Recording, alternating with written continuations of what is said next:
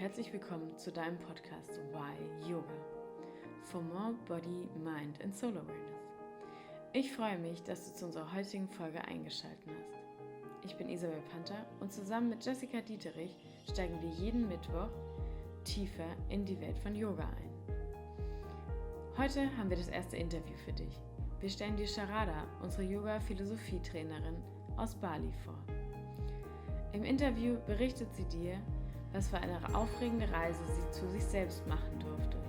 Angefangen mit einer Psychose in Indien bis zu ihrem heutigen, gesunden und glücklichen Leben auf Bali. Was es bedeutet, whole and complete zu sein und wie es sich mit Selbstliebe viel leichter leben lässt. Ein tiefsinniges und aufschlussreiches Gespräch erwartet dich. Wir haben so viel von ihr lernen dürfen und ich hoffe, auch du kannst einiges aus diesem Interview mitnehmen. Viel Spaß!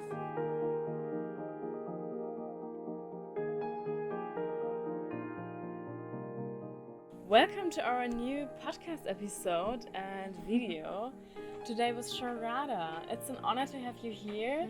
Sharada, we met in our yoga teacher training here on Bali with Megan Curry. So we loved your philosophy lessons and that's why we choose to make a podcast interview with you. It's an honor to have you. And thank you that you welcome us in your tiny, pretty house. It's so nice here. Yeah. It's like an oasis in Bali and in Ubud. It's so nice. And let's just jump right into it. Like our first question is always why yoga? So for you, why did you choose to make yoga and what's just keep it like why yoga for you? And then we build more questions around it. Yeah, well, I know I was seeking. Like since I can remember, I've been a seeker. And many people say like, what, seeking what? And I like seeking for purpose in life. And I had a friend, she was fascinated with India.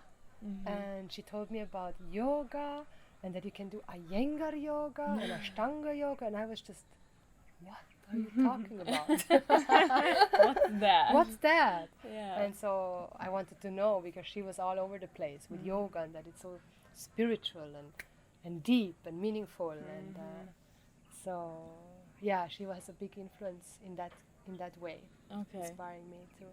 And she told me yoga can give you answers for those questions you have in life. Okay. And how does it come that you started then yoga? So she took you with her to India or on the yoga journey? Was it her?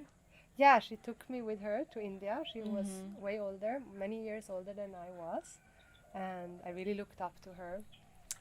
But we were also very mischievous still. Okay. So meaning like backpacker style and wanting to travel around India, and she wanted to show me India, which she did. Really, she took so well care of me, and then I was there. I started to read a lot about yoga. I think I just was 18 or not yet, so really young. Wow. And then India. Wow. Yeah. Okay. Yeah. Wow.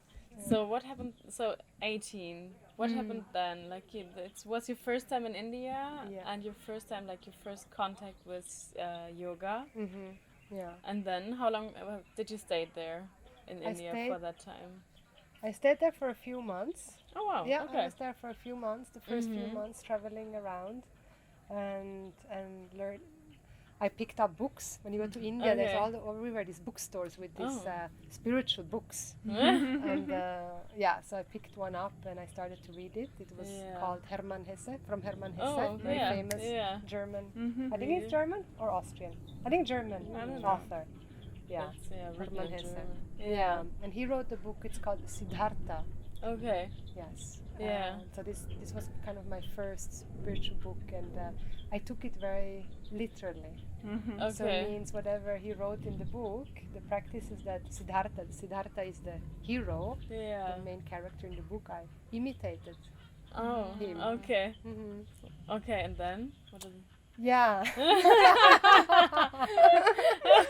You imitated him. Yeah, I started to fast. You know, like the yoga, you have different practices in yoga, do asana, but also as you go deeper into the yoga, they talk about meditation, and you are in mauna, which means you don't speak anymore, and you fast, you don't eat anymore, and you have very, very little sleep, to no sleep.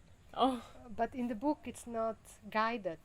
Oh. It's not taught and how much and how much not to do. And it's a book. It was a book, another study book, and no matter you cannot study by yourself, but I did. And so it really, when I did it, I fasted, I meditated, I didn't sleep anymore, and my psyche couldn't cope with it. Okay. Okay. Yeah. And then what? And then what happened is, in Western terminology, you would call it a psychosis. Okay. In Eastern terminology, would maybe say the spiritual awakening. Okay. So it depends from which standpoint.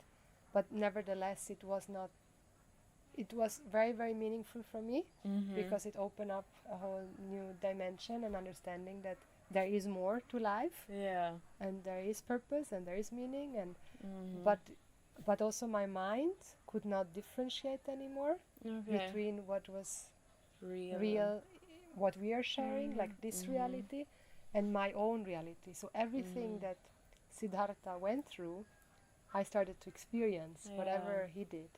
And so it was very, very, very strong experience for me, and that really was my start of yoga. Oh wow! Yeah. Then I wanted to heal, and understand what happened in that moment.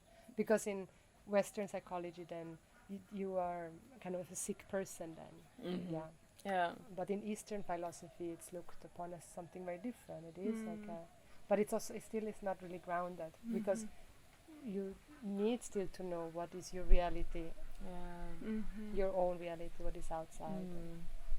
Yeah. Okay. So and afterwards your healing process started. Yeah. By yourself. I think we No, talked actually, about it, kind of.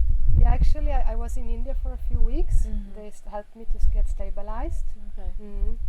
Because I had this idea that I could illuminate people. How long did you fasted and had no sleep? How Maybe long? 2 weeks. Okay. Yeah. Okay. But my body, I got really sick before that. So my immune system was very low, and then it just took over. And then all this spiritual teaching, which can really be misunderstood, or we can imagine anything. Yeah. So that happened to me, and I thought I could enlighten people by looking them into the eyes, and by putting my hands on your head, and very distorted vision of what spirituality is, as I discovered later. But nevertheless, I had to recover, and I stayed in India. They took care of me in a hospital. Then I went back to Switzerland, and I was in Switzerland in a hospital for a few months, and something in me from this experience, I knew I needed to ground myself, and that's when my journey started to really study yoga, and learn about yoga, try to find teachers, and try out every possible different yoga practice. Okay, so you jumped there more like on your let's say your nowadays part of the yoga journey. Not yet. It took quite a while for me to find where I am today. Yeah, of course. It took a while. The first few years was mainly like asana practice, like what is known now in the Western world as yoga, like the vinyasa yoga, and hatha yoga, and even hot yoga I tried out, and Dharma Mitra yoga, and Jivan Mukti yoga, and Iyengar yoga. So I tried everything also. And I went to every teacher trying to talk to them about the spiritual awakenings and what's the purpose of life, and like really get to the core of what yoga is really here about. But no teacher really could answer those questions. It was still always about the body and the flexibility, and So I could not really surrender to any of those practices. Okay. Because I thought like, as long as I'm this body and yoga is only physically, I will still feel like a limited person. Because there will always be somebody else who's going to be better in the yoga asana or physical practice than I am. Yeah. So there's something I couldn't find trust, and I know why, because the yoga is more than just the physical practice. Yeah. So it took a while, and then once I kind of was stable and recovered, I had a good yoga practice. I was strong physically, and I already had a little bit pranayama, breath exercise practices, so I could be stable. At that time also I had stopped smoking and drinking alcohol, and like I really wanted to get healthy. I stopped eating meat, became a vegetarian, like the whole spectrum. And then I went back to India. I went back to that place where it happened 5 years later. 5 years later. Oh, wow. Yeah. And have you been afraid coming back, or So how was afraid. it? What happened in your mind? In your In my mind. Mhm. I was so afraid because the doctors told me that I will never have a normal life anymore, and that I will have to be basically careful the rest of my life and fearful. So I went with a lot of fear, but I went to resolve the fear because I didn't believe that I now have to be fearful the rest of my life. Yeah. And so I went. There was a lot of fear, but I also felt I was strong enough, and I can discern who I want or with what I want to engage and what not. And I went back, and it was very beautiful when I came to the town. There were some Indian people. They remembered me 5 years later and said like, "Wow, you're still alive!" Oh, I said, yes. Yes. Yeah, it was very I'm very alive. touching. Yeah. It's very Wow. touching. Then I started to do some yoga there, but again, it was very physically and very like strong, like like very rigid. And again, I couldn't. So I was about to leave, and then I went to a temple dance evening, a temple dance ceremony, and I fell in love with that dance. And then I stayed for 1 year dancing Oh, yeah. that temple dance instead of doing. It was another type of yoga. Because finally I found some ritual in the yoga, but in a dance form. I found the yoga in that temple dance, and all the dances are about ritual and stories and offerings and gods and goddesses, and that was very healing for me to do for 1 year, just to learn about all the stories of the gods and goddesses of India. Oh, yeah. It's more like a deeper meaning of the yoga than like it started there, like not only the physical one in India, more the goddesses and gods behind it. Yes, So, exactly. I learned that those gods and goddesses are healthy heroes and heroines for us to look up to. Because we only have, who do we have as healthy heroes? Like Bob Marley and Britney Spears and Backstreet Boys and Mariah Carey, and they become our heroes in the West. And they have definitely beautiful qualities, but there are also a lot of shadow sides. They're also not happy, they're not safe, they don't accept themselves. So they're not healthy heroes and heroines. And so in the Vedic myth, in the yoga myth, we have heroes that are actually healthy and that we can look up and admire. And then as we admire, so we become. So that's really, everybody just recommend to look into the myth of the Vedic culture. To have healthy heroes and heroines to look up to.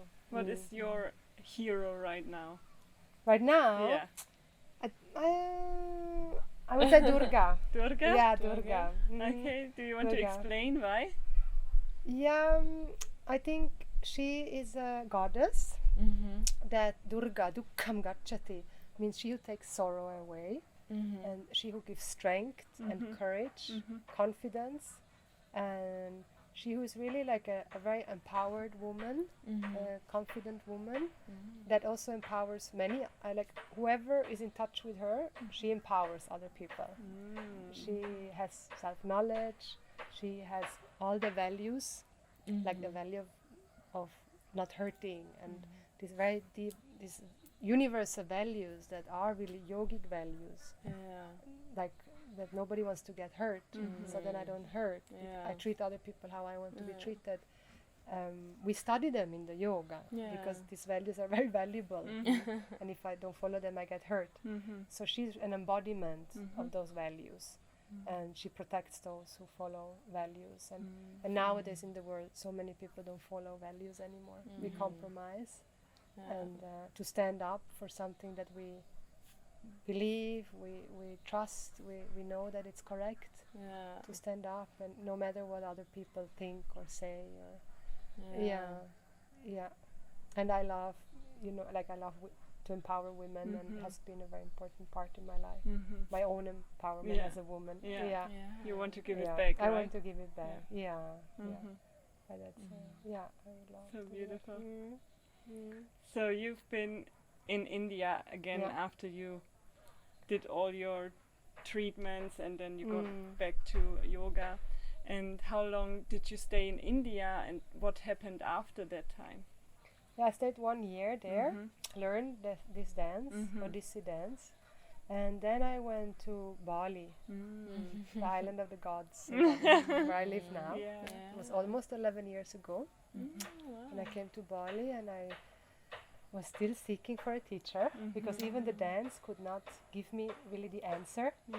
Even though it gave me a lot of devotion and gratitude and beauty and magic.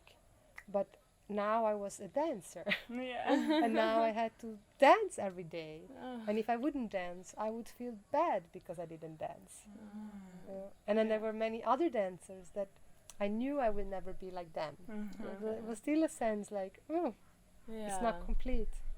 So I came to Bali really with like a prayer, maybe like just to find answers, and then for a while I went and looked for different teachers. I couldn't really find anybody like that I feel like could really trust.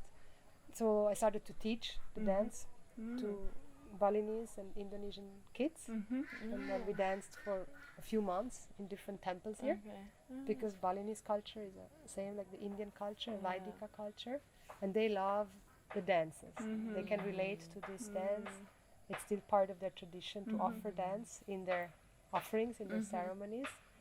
And then I remember I the last dance, one of my last dances, I danced for a while then still, but one that I really kind of, if there's answer to this human suffering, please, please, I need to know what's yoga and what's dance and what's the purpose of life.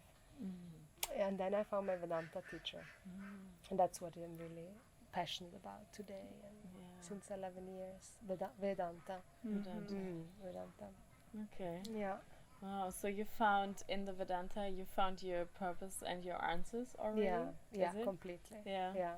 It really answered those fundamental questions that I've had as a woman, as a human being, and so the Vedanta is the knowledge part, or the teaching of the self, which is also part of the yoga. After I found out that the yoga is here to prepare us for the teachings of Vedanta. But it took me all these years to discover that. This yoga was made priority, the asana and all of that. And then I discovered, because of the teacher I've met, my absolute most ever grateful for and revered teacher, who studied for many years in India with Sri Puja Swami Dayananda, in 5 different Vedanta courses, and dedicated his life to self-knowledge.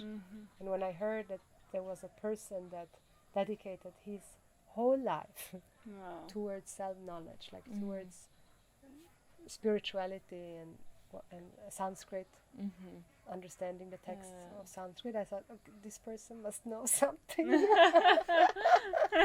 be. I mean, it's the worst tryout. Give it a try. Give it a try. And I had gone to some other satsangs. Those classes are called satsang and Vedanta classes, but it was all very fluffy. Like the other swamis that I had met, there's a lot of fluffiness. And a lot of like eye gazing, energy work.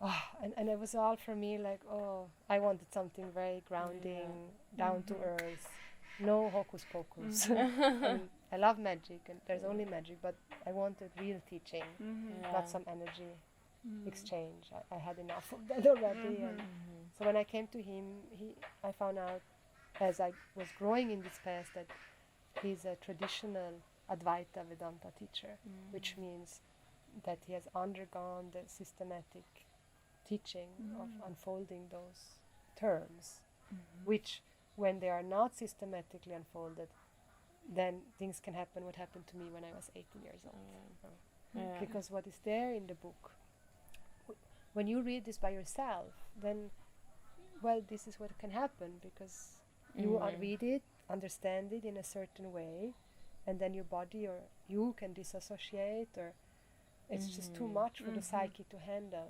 especially if we have core issues, and meaning hurts that have happened in our childhood and we haven't processed them.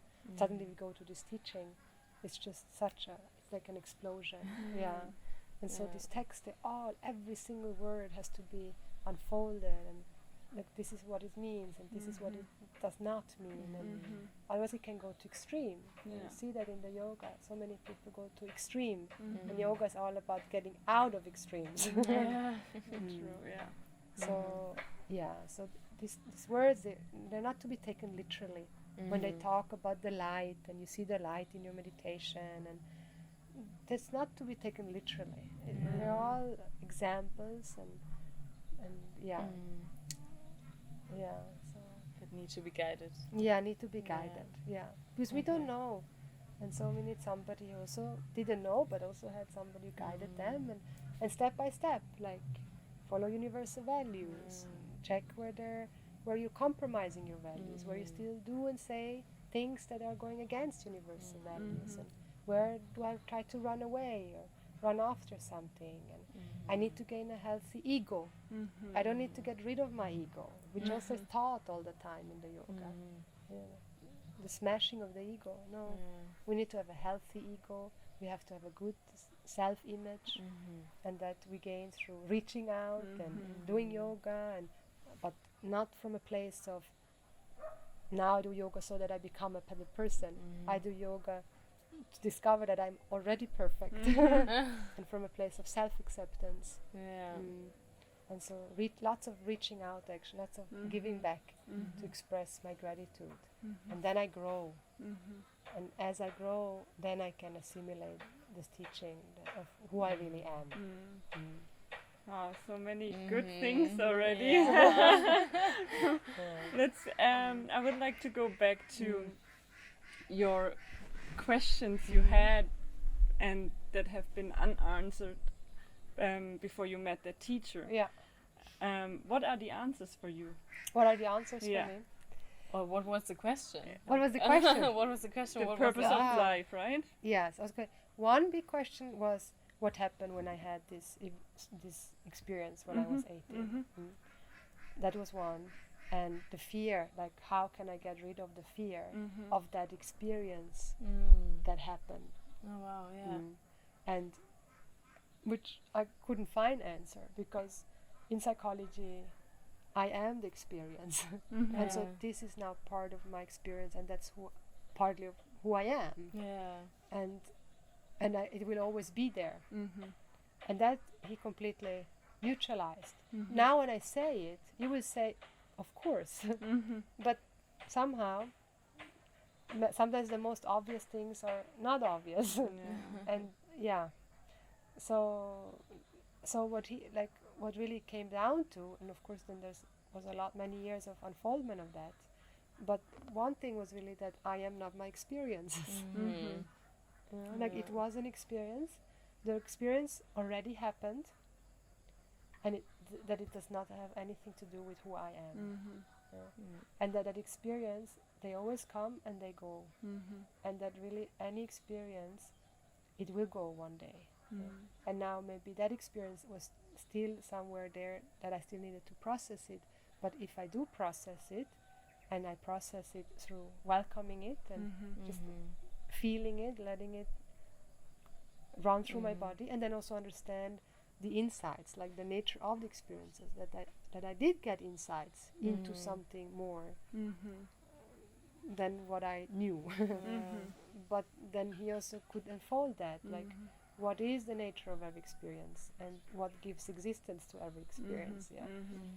And that, but really what it started is that it had nothing to do with who I am, and that I need to know who I am, and I need to know that the being that I am is whole and complete. That was really when the bulb started to, like, that I need to know that I am a whole and complete being. In spite of my experiences, or in spite of my limitations of the body, in spite of any limitation that I have, I am a whole and complete being. And yes, mom will tell you that, and dad will tell you that, and uncles will tell you that, but they don't really mean it. They mean it somewhere, definitely. I love you, and they do mean that you're whole and complete. But there's still always this slight judgment. I mean, your teeth should be a little bit more straight. Why is your hair not this? Or you have to wear the right clothes. Like so much about that, because there is identity with the body. There is identity with what we do, with what we don't do, and how much we have and how much we don't have. So this is something. The Vedanta teaching is the only teaching really, and if any other teaching says the same, but Vedanta says, then it's Vedanta. But it's a teaching. So with the only purpose to make you see that you are whole and complete, and that you are not limited by the body and its qualities, by the mind and its qualities, or by any circumstance. So that's the sole purpose of this teaching, to make you see that. And then no matter what anybody thinks about you, you know that that's their own perception of you or of themselves. And we can say that, you know, you hear that all the time. Just think positive and tell yourself every time, I'm good, I love myself, I'm beautiful. But that never worked for me. I can tell myself every day, I love myself, I love myself. But if I don't know that I am loved, or that I really am good enough, positive thinking, that's what doesn't help.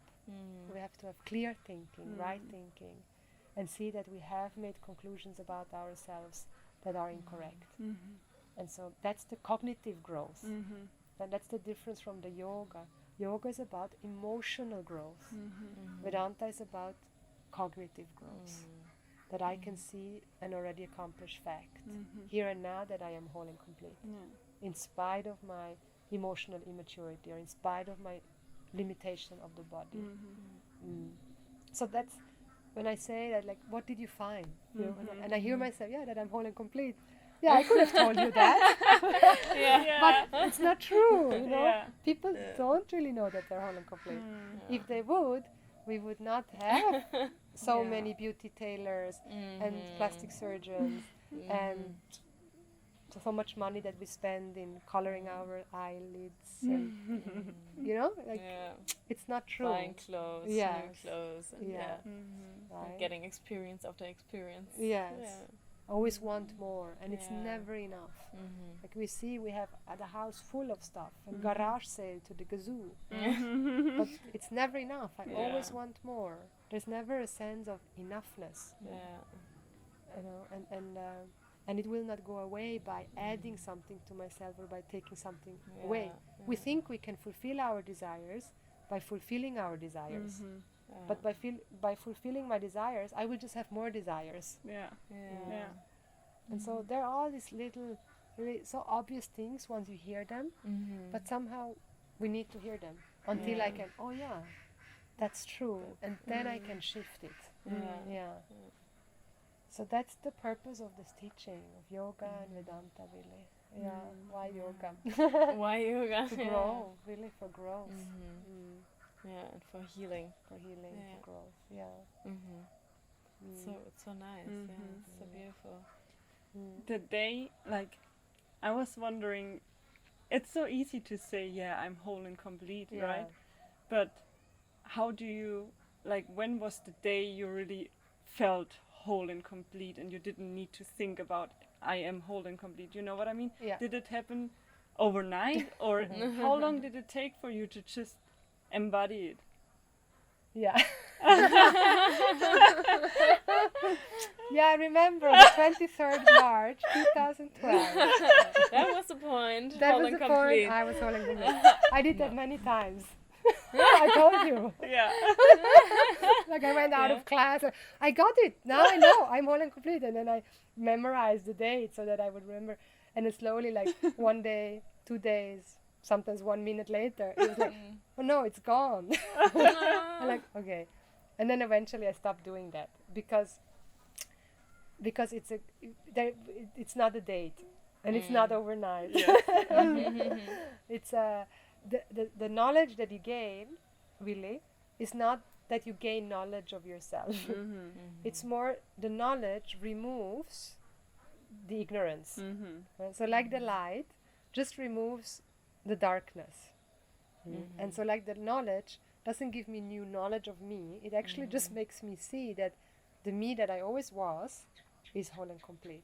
And so over time it has taken away these layers of judgments and hurts and guilt and ignorance. It has taken it away. And so it's a growing process. It's a slow process, but a real process. Because then I can have real feelings, I can really process them, and I can really know myself. So it's not about that I feel that I'm whole and complete. I know that I'm whole and complete. But sometimes I make habitual errors. Because the old impression that I'm not went in so many 100,000 times in this life and other lives. Right? So they can sometimes come back. And so that's still part of my growth, to neutralize the habitual errors. So this will continue for some time. Yeah, and we just fall in love with the process. And so what happens is that the knowledge, it sinks deeper and deeper and deeper, and it's like in your inner mind, in your deeper mind. And then there's still sometimes the hurts, still longings can come up, and life comes, and family, and your relationships, and we all have to resolve them. But now all of these problems, we don't look at them as problems anymore. We just look at them as situations, and then they now all have to come into my inner mind, into my intellect, the one that has gained knowledge, and now look at them and receive them with love, with care. But before, right, there's no knowledge, nothing, and we see all these situations and hurts and relationships as a problem, as a pain, and so now the goal, like the sadhana, the practice is to receive all the circumstances into this knowledge that you have now about yourself. So it takes time. It also depends. For everybody it's different. It depends how much effort we also put in. Like, do I listen? Do I study just once a year, or do I maybe study once a month, or once a week, or every day? Really spend every day 1 hour with this teaching, to get knowledge of yourself, and also really practice and bring the yoga, make it real. Like really applying all the tools, so that I can grow. And so I'm still also there. I know there's knowledge there, but it's not that I still know where I still need to grow. I still also have my hurts and my longings, but they're all okay. They can all be there, but I also know that how to be with them, and I know that no matter what, I'm okay. That is there. But we're very careful because we never know what's in the unconscious. So even after 40 years, even after 60 years, suddenly something from the unconscious can pop up. So my teacher always told me, never be complacent, because you never know what can come up. Life can bring you something, and so we're always alert and prayerful. Prayerful and alert. But knowledge, it does remove ignorance. Once you see the truth as truth, it's over. It's really over. And when I understood that really also freedom cannot be an experience, that's a very big part also. People believe I'm going to become free. But if I become free, then I will be I will become I will be I can also then unbecome free. Or become turn like if the freedom comes, it will also go, because every experience comes and goes. And so no matter the most happiest experience or the most painful, they all will go in time. And so also freedom, moksha, or enlightenment, or however you want to call it, nirvana, it cannot be an experience. And that's a big myth in the spiritual world. People believe I'm going to become free. No. You are free here and now, but I don't know. And so that's why the knowledge removes the ignorance that I am free, or the not knowing that I'm free here and now. And so that has to be discovered as an already accomplished fact here and now. And so it cannot be an experience. So this idea that it's going to happen, it's a confusion there, which the teaching and the teacher helps you to resolve this confusion. Do you think that when we come to Earth, we are free and we just lose all that freedom and happiness over time? What is your opinion about that? Yeah, we were always free, but we don't know. So it is like a losing, but it's more like not a losing because it's just ignorance. We just don't know. And the power of ignorance, there are two powers of ignorance. One is avaranam, which means it covers, and the other is projection. So we project something onto something that looks very similar, which is untrue. And so the power of ignorance, not knowing things and not seeing things clearly, then causes an identity that is incorrect. And so it is beginningless, and we are born because of ignorance, and ignorance then has this power that we can identify with something that I'm not. And so that's why also when you come to this teaching, it sits so lightly, because it's, oh yes, of course, obvious. But if we're born into a family and everybody has self-ignorance, mother, father, everybody, and we all identify with the body and the limitation of the body, we all identify with the mind. That's who we are. I am this body, this woman, born that day to this family. That's my identity, and that's all I am, right? And so to be able to let go of that is scary. It is scary, and so many people also don't want to undertake this journey. So yeah, I was always free, and that's the magic in one way, that we can think that we are not free. And you said that there are tools to help you to ground, to remember that I am free. What kind of tools do you mean, and what are you using? Well, one is the tools like meditation, the inner friend meditation, inner children meditation, taking care of the little ones and being with my heart and becoming my own best friend, like we learned also, is crucial, because every person cannot be there for us all the time, and as an emotional human being, we have the need to be loved, and the fact is, we can't expect that from anybody else. We can ask for it, and it's wonderful if they can, but we can't expect. They also need to be loved.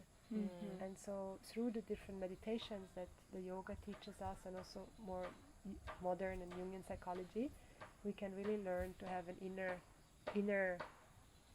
inner home where I can feel safe with myself. So we have to become aware of all the critical thinking and judgmental thinking that we maybe have introjected from family or society or school environment, and neutralize all that inner critical thinking and speaking, and that's why an inner friend. Those are more preparatory steps. Then we have mantra meditation, which is then a little bit more the next step.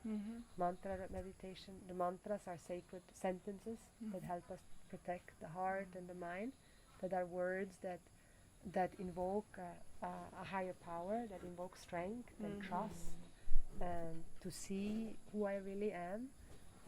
They're like a prayer, but they have, the meaning is of support and strength and to overcome difficulties. So there are many different meditations. Those are definitely very good tools. There are rituals one can do, like we have done different rituals. That's a little bit more esoteric maybe, but that's why in the yoga you see people doing ritual, because sometimes there's simply situations you cannot change.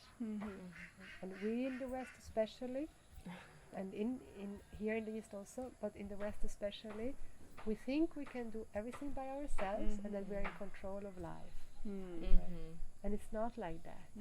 And so in a culture like here, the understanding that we are not in control of life is inborn. So prayer is something very natural. I'm not in control. I don't have control. I don't need to have control. It's like a baby has no control, is absolutely helpless, has absolute trust. It survives. But then we lost trust, but we're still helpless. And we become often defense, ninja posture survivors. And so now through the yoga, that's why also we are letting go of this ninja-ness, often defense posture, take balasana, child position, and get out of fight-fly mode and learn how to stay with a difficult situation. And sometimes they can be so difficult and so painful where nobody can help, and the ritual can really help to overcome this transition in life. Because transitions are, they are innate, that's part of life. Transitions, changes, that change from a child to a young woman and a young boy, menstruation, all sacred moments. Study to go to school, a transition, getting married, a transition, death, what a transition. And we don't have any ritual how to be with those transitions in many countries. Here we have rituals to be with those transitions in life and welcome them, not reject them, and be with pain. There's nothing wrong with pain. It's so beautiful. Just imagine nature wouldn't rain. It doesn't rain. I mean, we need rain. Everything is prolific when it rains. The body, it's so releasing to cry. And pain is, we need to understand pain. Pain is also ignorance. It's because we have projected our happiness and security onto something other than myself. We think happiness and security is outside there. And then if it's not there anymore, I have pain. But there's no object in the world that beams happiness at you. The sun doesn't beam happiness at us. The chocolate here doesn't beam happiness at you. If that's the source of happiness, then every being now has to become happy when they eat chocolate. But not. Some like it, some don't. So where is the happiness? So every painful situation can turn into a blessing. To see, here I have projected happiness and security or love onto something other than myself. I am the source of happiness, I am the source of security, I am the source of love, but that we have to know. And so the other practice, which is not really a practice, it's really more the cognitive journey, is to listen to this teaching. Is to really study. I can do as many meditations that I want, I can do as many prayers, as many rituals, as many asanas, as many pranayamas. It will not take away your ignorance. It's just not going to go away. You will have momentary moments of happiness, like some shanta vrti. They're called like peaceful thoughts. Like after yoga class, we feel so peaceful. After a nice song, peaceful. When you see a baby, peaceful. But it's very short-lived. And they will always come and go and come and go. But for a lasting happiness, that we have to know that that's me. And that's there's nothing I can do. There I need to have knowledge. I need to see myself as a whole and complete being. And so wholeness is happiness. So it's a redefinition of happiness. And happiness is myself, is the source. But I'm the source because I am whole. I'm not bound in any way by the limitation of my body, mind, sense complex. And that needs to be known. And so what I do since 11 years, every day I study. I either study or I teach. So teaching for me now is my study. Because then I know where I'm not yet clear. You know? So I teach, and then my students can ask me something, and then I know, do I know it? And if I don't, then I say I don't know. And then I can go and get more clarity. And also for my own sake, it's really beautiful now that I can teach. But it's for me, teaching is just me studying. And I make other people study with me, basically. And I still study with my teacher, and I will the rest of my life. But it's not like an academical study now. It's just more being with this teaching, being with myself, and actually learning to be with myself.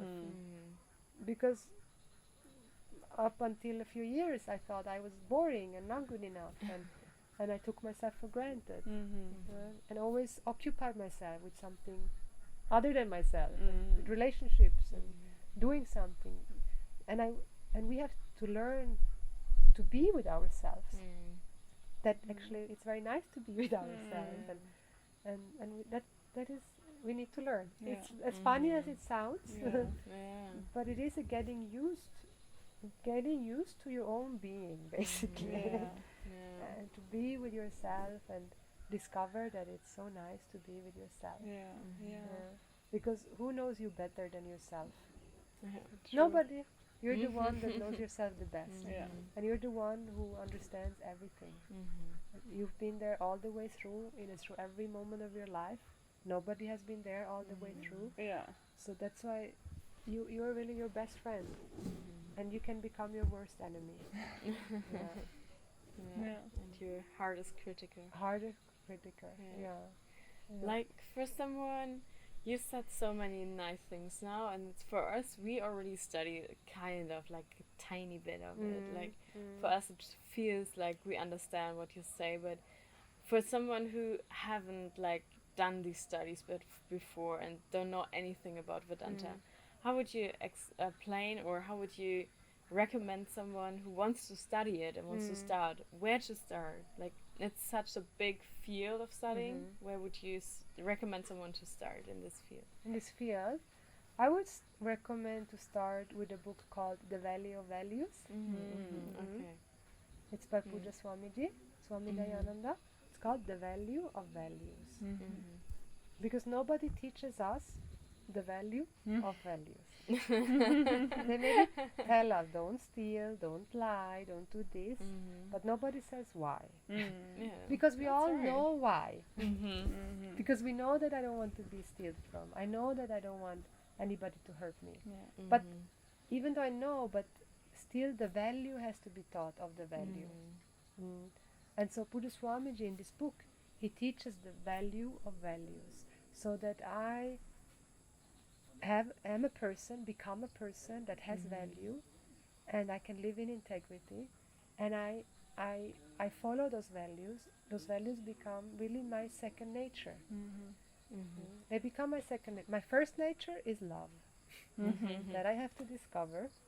In order to discover, my second nature has to resemble love. And so if I do something against the universal value, it's like going against my nature. Like love, wholeness, doesn't want to hurt, doesn't want to judge, doesn't want to take for granted, doesn't want to cheat.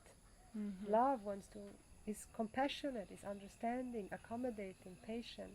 And so all this value in this book, Amanito, Madambito, Ahimsa, all this value, they're all universal value. They belong to all people at all times.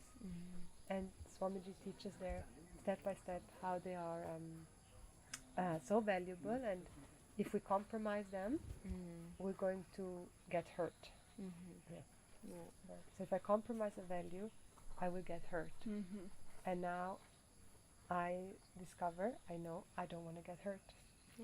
Yoga is about finding true happiness and security. So how can I find lasting happiness and security if relatively I cannot find it? So I need to find it first, relatively. Here, in my relationship, in my home, with my children, with my partner, with my parents. And I find it by applying these universal values. I feel like blaming, I feel like saying something nasty, but I don't, because I know if I do, it's going to backfire at me, and then I feel even worse. And so the book, The Value really teaches this. And also the other one I would recommend is The Fundamental Problem. It's also a really nice start, The Fundamental Problem, to discern the fundamental problem. Discerning what's the fundamental problem. So these are good, and there are apps. Maybe we can write them down, like when these books are there, and from my teacher. There are many great teachers now out there in the world, all over the world, in England and Germany and America. They teach in from the same lineage. Because there are many teachers out there, but again, you don't know always the background. So it's important to inquire into their background. I think we will link some of them, of course. And also, you gave us the app with the writings of your teacher. Or also that one. And also I have some online classes also. That's what. And you also said the meditations of the inner child and the best friend meditations. You have them online on your website, right? And also Introduction to Vedanta.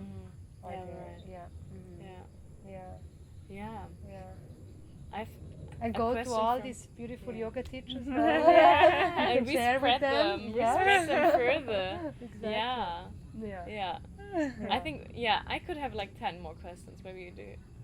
Which one do you have in mind? I have one in mind as well. So as you said already, that yoga is very physical in most of the parts, how people teach it, and kind of very trendy as well. Like people start doing yoga a lot, maybe not with the purpose of seeking some questions, more because of the purpose like be a little bit more flexible. But why do you think that yoga is so trendy right now since a couple of years? What is the shift happening, or why is it? Well,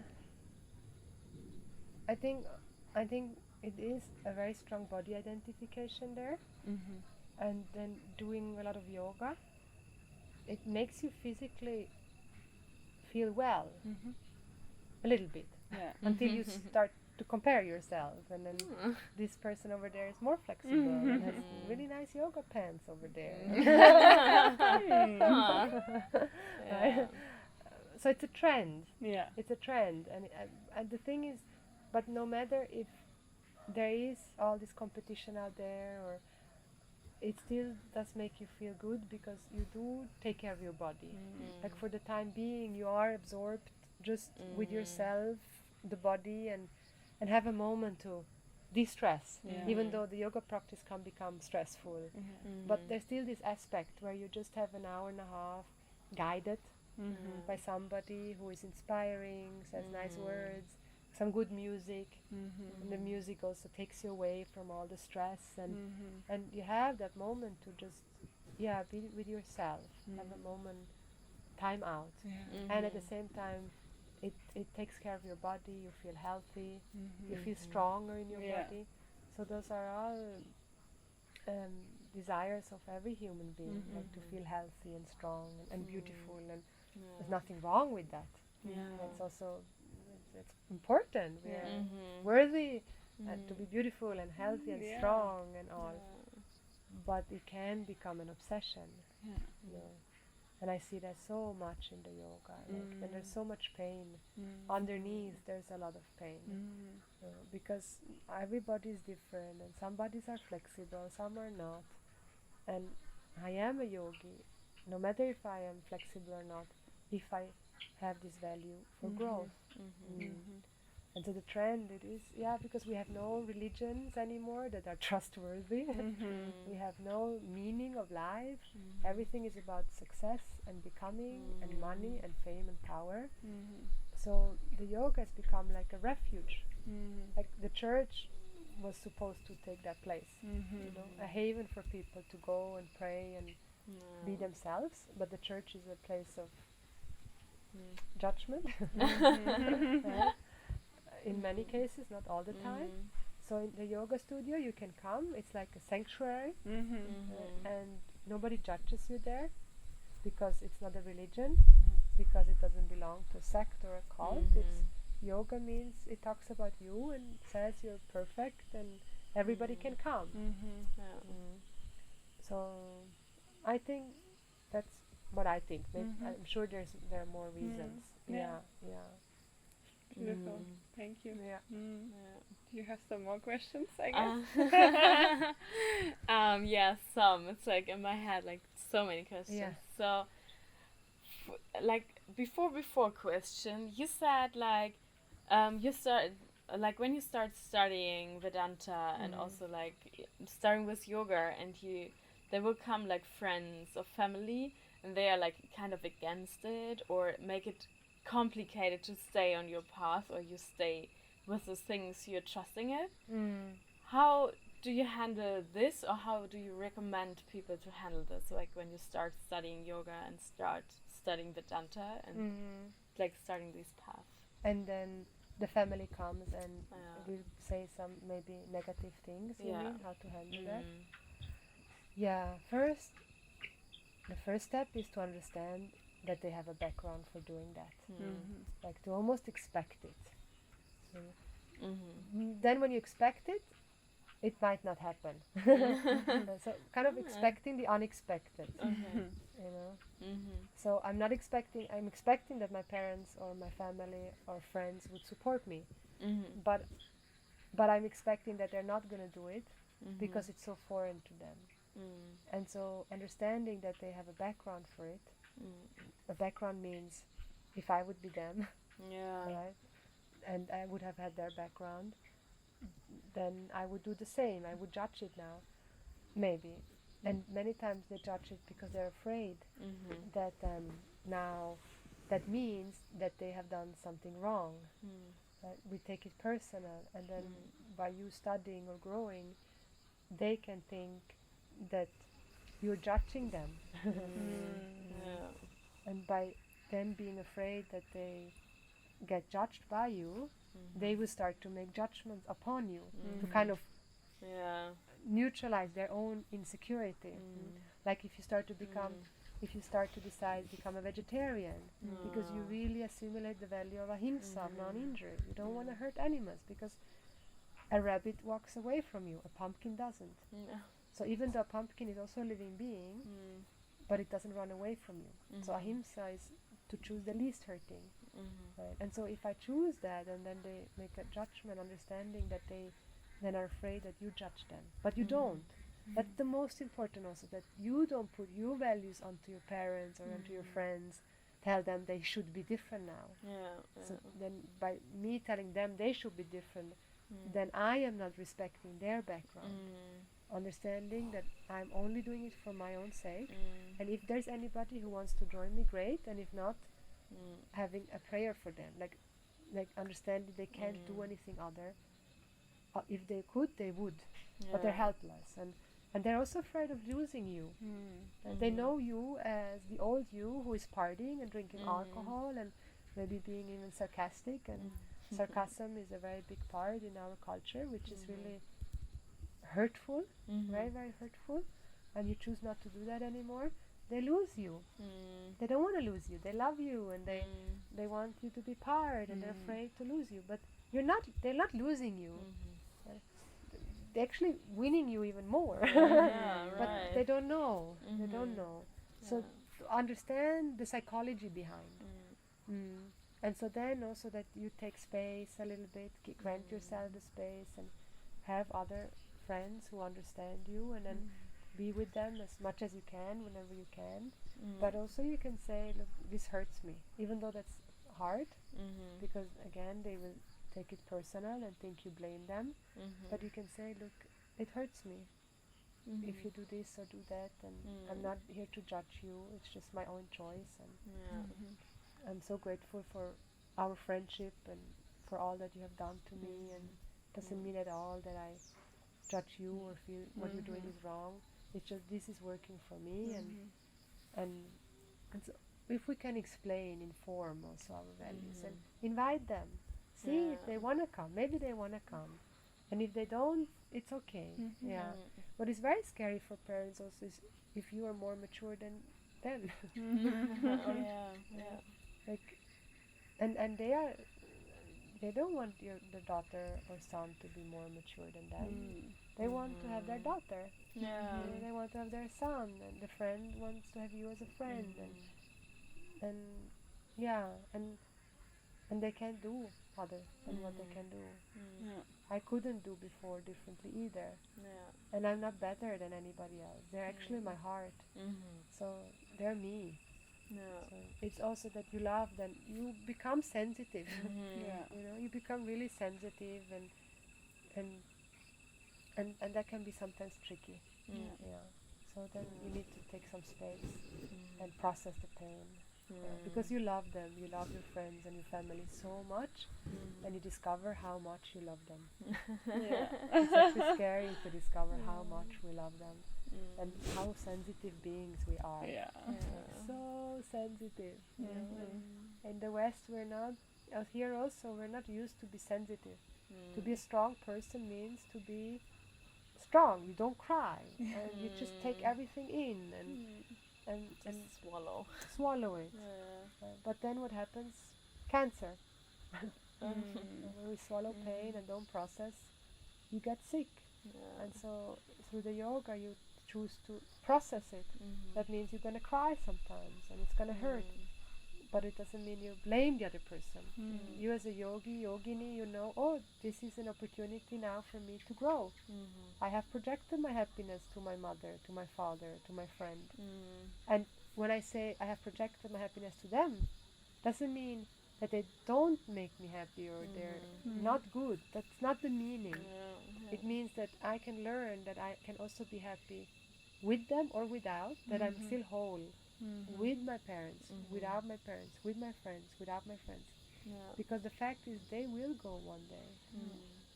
And if I'm really depending on my parents or my partner or my children's happiness, like upon them, I mean, life would be a misery, because they will go one day. And if I could not be happy without them, that means life would be meaningless. So that is not possible. Really important point. Very important point. But it's a very tough part. I know for myself also. It's a tough part. It's part of the growth. To grant them freedom to be who they are. Like I grant freedom for the sun to be the sun, the sky to be the sky, and gravity is gravity. I can't change gravity. I can't change mom, I can't change dad. I can love them, and I can hear what they mean when they say what they say when they say something. What they say is, I love you so much, I'm so afraid of you, about you, I'm worried about you, that something happens to you. It might come out in different words, but that's what they mean. I love you so much. And I can learn how to hear that, in spite of them saying something else. They want to be with you, they want to love you and be with you, but the values shift. And then sometimes it can be hard to relate. But it's part of the growth. Can we go back to the time like you arrived here in Bali and now you're teaching, right? Do you want to tell a little bit more what you learned a lot and what you're doing now in your life? And I would say one aspect, a big aspect that I do now is teaching yoga teacher trainings that somehow appeared, and it's a really it's a really great opportunity for me to bring this teaching two people who are starting this journey of yoga into a very grounded form, so that it can have like a house, step by step, how to apply this teaching and follow the yoga, bring in the yoga in a meaningful way. So that is now a big part, because there is the whole teaching, there is a step-by-step guidance, and so that's a big part of what I do now, teaching the yoga knowledge or yoga philosophy, introduction to Vedanta. Then I also have started to hold women's trainings, special trainings for women to learn about themselves and how to take care of themselves. And because I discovered when I was on this journey of, and still am, of yoga and Vedanta, like it took me so long to understand that I'm a woman somehow. I mean, you also understand that you are free from being woman and man, and you're just a human being. That's a big aspect. But there is a relative aspect of having a human body, a women's body, and there were many things that I didn't know and had shame around my sexuality, and never honored my menstruation. And I mean, now since many years, but I discovered there's so much beautiful knowledge about the sacred feminine.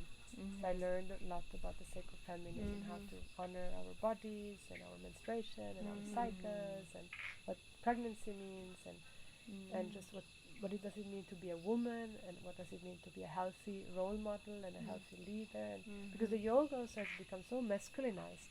And the whole Ashtanga yoga, Vinyasa yoga, it's very structured. Nobody talks about, now they start talking about menstruation, that how to practice when you have menstruation, what not to practice, and take care of your menstruation, and like all these things that are so big part actually, but somehow just got lost for many years. And our sacred sexuality, there's so much shame around sexuality. I had so much shame, and so with the women's training, we do lots of rituals. So I love rituals, and it's so beautiful to come together and just offer each other a flower and just be together and honor life, the sacredness of life, and be there for each other. Share stories, sharing each other's stories without any judgment and without advising each other, just to share the stories. So that has been so healing for me. So that's another part. And then one more part that I started now is also to hold some shorter, like Vedanta retreats and Vedanta online classes. Just where people can have also time only with the teachings if they wish so. A start, like if it's a weekend or a week retreat that I want to do next year, or the online classes to slowly dive into the Vedanta teaching, because there are introductory texts, like beginning texts, and that for me is so great to do that. Also, it's a challenge, but it's a beautiful challenge for me. Yeah, it's so beautiful to see, like, where you have been, like in India once, and then you had that sickness, let's call it like this, and then you kept going, like you didn't give up on yourself, and you kept going, searching for your answers. And where are you now? It's such an inspirational story, and I think there are a lot of people who maybe are on some point at the same life time now. And I think they can learn a lot. Just listen to your story. It's so beautiful. And also you're coming to Sweden next year, right? Yeah, Sweden. I will be in Sweden. Yeah, I teach in Sweden and also some other festivals. Oh, okay. But in Europe. In Europe, yeah. Okay. It's in the planning. Okay. Sweden is a place I go a lot. Okay. Yeah. And then Bali. Yeah. So maybe if someone is listening and don't want to want to come to Bali, which is impossible, maybe. So maybe in Sweden. And catch up with I'm you. planning to do some things in Switzerland and maybe in Croatia. Like some people have asked me to come, and we'll see where they'll take me. Great. Yeah. So there are some points to catch up with you, even also online. Yes. Of course. Yeah. Nice. Very nice. Yeah. Wow, I think we could like talk for hours. Yeah. It's like there's so many topics. It's so inspiring. And yeah, also the Vedanta is so nice. Like maybe when we come back to Bali, then we make the next podcast with you about like deeper into Vedanta, so more like that would be great. So there's one question we like to ask at the end. What are you grateful right now for? What I'm grateful for right now. I'm very grateful right now to my family, my father, Urs, my father, and my mother, Iris. They gifted me with an amazing gift. We did. Yes, and they are helping me to do an education that I never thought I would be able to do. Like I looked into this education. It's a women's training for women to just learn more about women empowerment. And I looked at it and I thought, I can never finance this. And then my parents said, we want to help you. And I'm a little bit in awe. Or not a little bit, very much in awe. So I'm so grateful to my parents, and they I get in tears. Beautiful.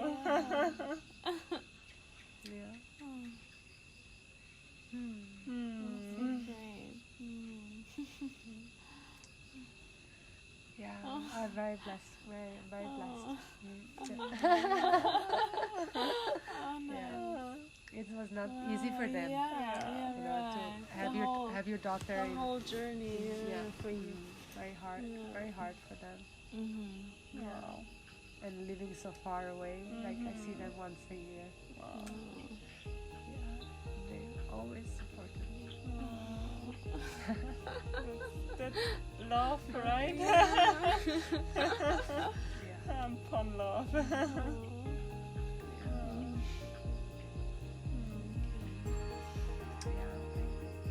Thank you so much for sharing everything. Really, you're such a light. Vielen Dank fürs Einschalten zu dieser wundervollen Folge mit Sharada. Ich hoffe, sie hat euch genauso viel Spaß gemacht wie uns und ihr schaltet das nächste Mal auch wieder ein. Bis bald!